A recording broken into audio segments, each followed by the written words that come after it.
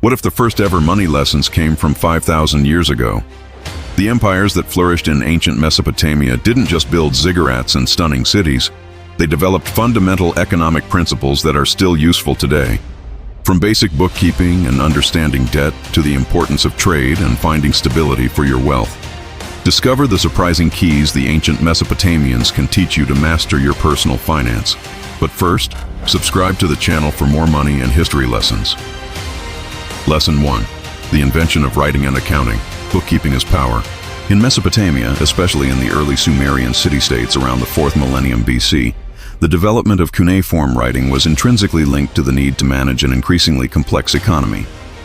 As agriculture generated surpluses and trade expanded, priests and administrators needed a way to record the amount of grain harvested, the number of livestock, rations distributed to workers, commercial transactions, goods exchanged, debts owed, tributes and taxes collected. Pictograms and then cuneiform signs were etched onto wet clay tablets to create permanent records. This wasn't an abstract intellectual exercise. It was an essential tool for the survival and organization of society. Without these records, it would have been impossible to know how much food was available, who owed whom, or if production quotas were met. Accounting, in its most primitive form, was born out of the practical need to manage resources efficiently and fairly within a community. Relevance for personal finance. Today, the fundamental principle that drove the invention of writing in Mesopotamia remains the cornerstone of sound personal financial management. You cannot effectively manage your economy if you don't measure it. In our modern world, money flows in many forms: salaries, investments, loans, and is spent in countless ways: bills, shopping, entertainment. Without a clear record of where your money comes from and where it goes, it's incredibly hard to know your actual financial standing. Identify areas where you could save, set and hit financial goals, like saving for a down payment, investing, or paying off debt. That's why it is vital that you track your income and expenses, as well as all your assets. You might have something you're not capitalizing on. Lesson 2. Laws and contracts. The rule book for money. In Mesopotamia, as economies grew more complex and interaction between individuals and entities, like temples or palaces, increased, the need arose to establish clear rules for commerce. The Code of Hammurabi, promulgated by the Babylonian king Hammurabi, is one of the most famous examples of how these societies tried to regulate economic activity. This code was not just a list of punishments. It included detailed provisions on a wide range of economic matters, such as loans and interest rates, debts and their cancellation, property and inheritance commercial contracts, regulating agreements for trade, transport, and partnerships, ensuring fair transactions and dispute resolution. Liability for damages, establishing compensation for losses related to leases or work contracts.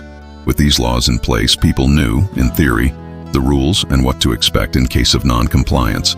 This fostered the trust necessary for trade and economic activities to thrive beyond unreliable verbal agreements. Relevance for personal finance today.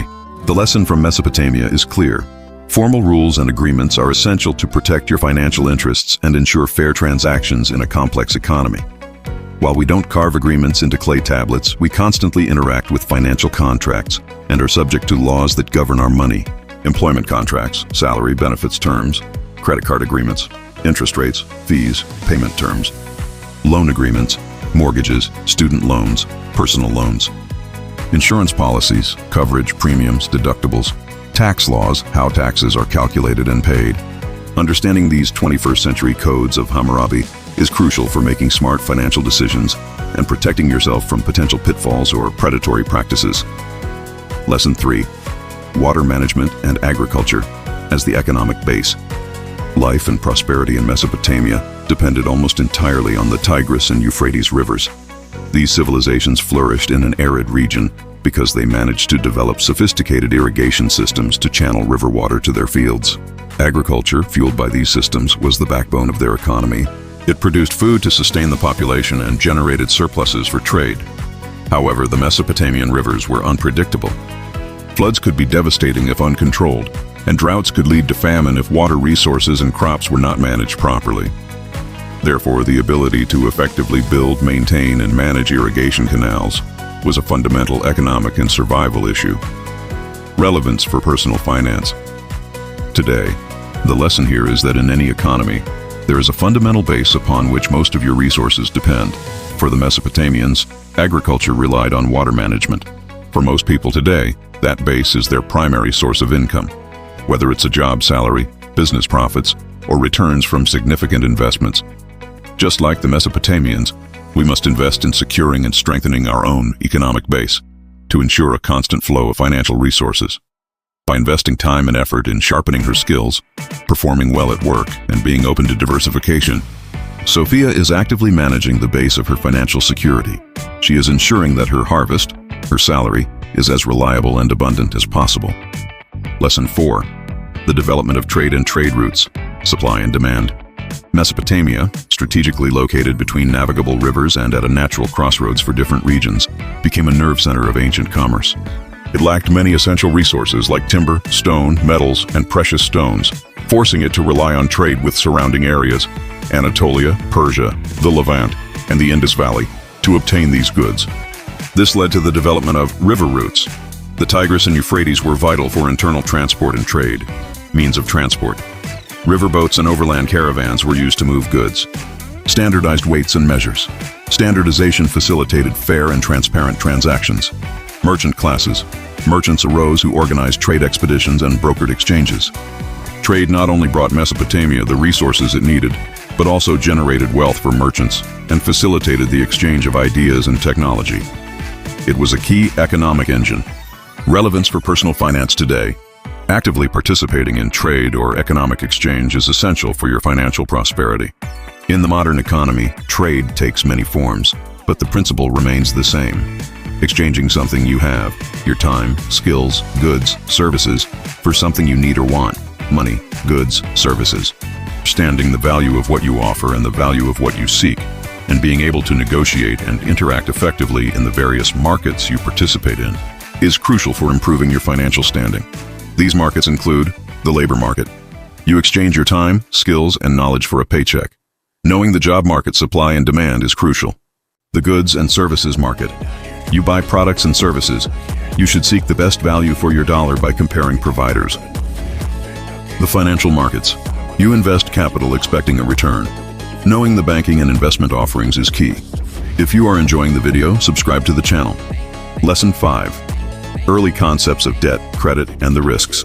Mesopotamia was one of the first civilizations to extensively develop and use the concepts of debt, credit, and interest. Since its economy was largely based on agriculture and trade, the need for capital in the form of seeds, tools, food to subsist until harvest, or goods for trade expeditions led to the development of loans. The concept of interest also emerged early. A percentage was charged for the use of borrowed capital, allowing the lender to profit and compensate for the risk of non-repayment. The Code of Hammurabi even set maximum interest rates, indicating that interest accumulation was a common practice, but they recognized the need to limit it to prevent extreme usury. Relevance for personal finance. Today, debt can be a powerful tool for financial progress, but its mismanagement carries severe risks that can paralyze you. Today, debt and credit are pervasive elements in our finances. Mortgages, student loans, car loans, credit cards. Just as in Mesopotamia, these financial instruments facilitate the acquisition of assets and the realization of investments that would otherwise be unattainable. However, the risks are just as real. Debt spiral. If you only make minimum payments on high-interest debt, the balance can grow rapidly. Credit damage.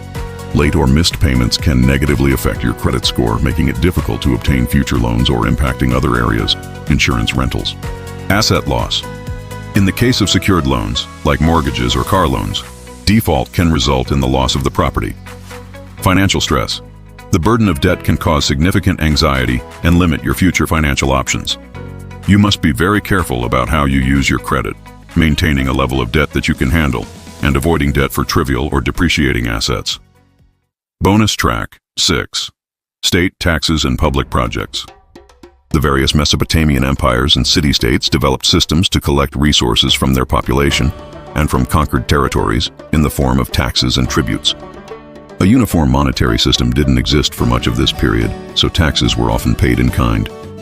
Portion of the harvest. Farmers handed over a portion of their crops, grain, dates, etc. Goods produced. Artisans and other specialists could provide a share of their manufactured goods. Labor or services, corvée.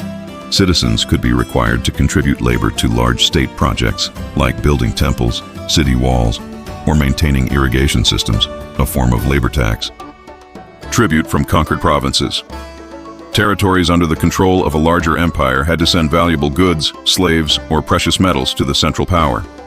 These collected resources allowed the state to maintain the palace and temple administration, finance and feed the military, undertake and complete large-scale infrastructure projects, maintain public warehouses for distributing rations in times of scarcity. The ability of a Mesopotamian state to effectively collect taxes and tributes was a sign of its power and organization and essential for its survival. Relevance for personal finance today. The Mesopotamian lesson on taxation translates directly into an undeniable reality of modern personal finance. We currently pay taxes in various forms: income tax, value-added tax, VAT, or sales tax, property tax, estate taxes. Understanding how the tax system works in our nations is important because it helps sustain common basic services and, at the same time, allows us to avoid legal problems or even take advantage of its benefits, such as deducting expenses or accessing bank credits, which are crucial for starting or improving businesses, as mentioned earlier. Fascinating, right? Finance lessons as old as the Akkadians. Put them into practice and subscribe for more money and history. See you next time.